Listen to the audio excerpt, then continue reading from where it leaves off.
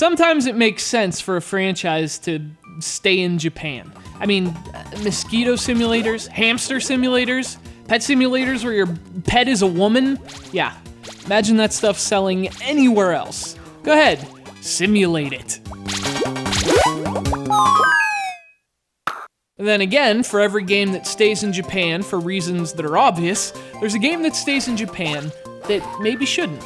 There's a game like this, an adorable platformer with familiar mechanics and a stout little hero. It's like a sprinkle of Yoshi, a dash of Mario, and a heaping spoonful of Kirby. I mean, that's a recipe a worldwide audience would appreciate.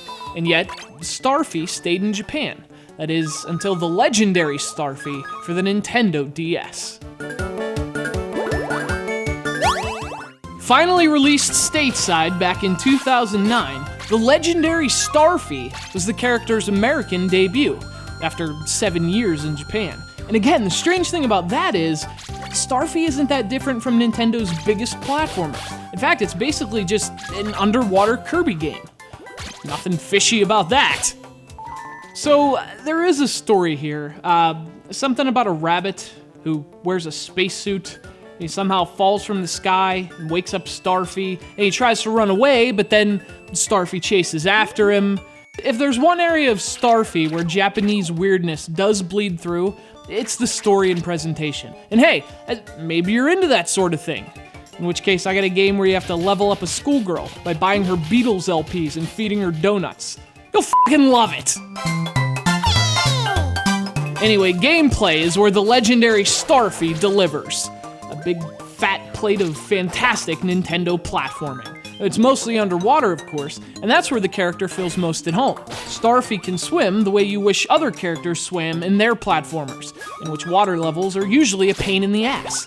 This water's not so painful. In fact, it's delightful. He's like a pointy Michael Phelps.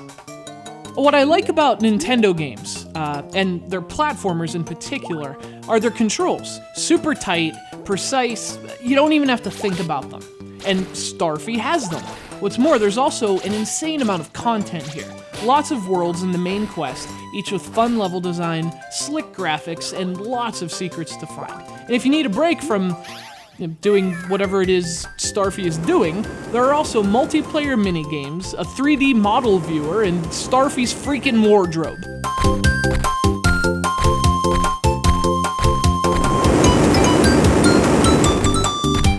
You might see this obscenely yellow talking starfish and think Starfy's a game for little kids and otaku. You would be wrong. Cut from the same cloth as its iconic peers, the Legendary Starfy is a fantastic Nintendo platformer, and a testament to the fact that sometimes life truly is better down where it's wetter.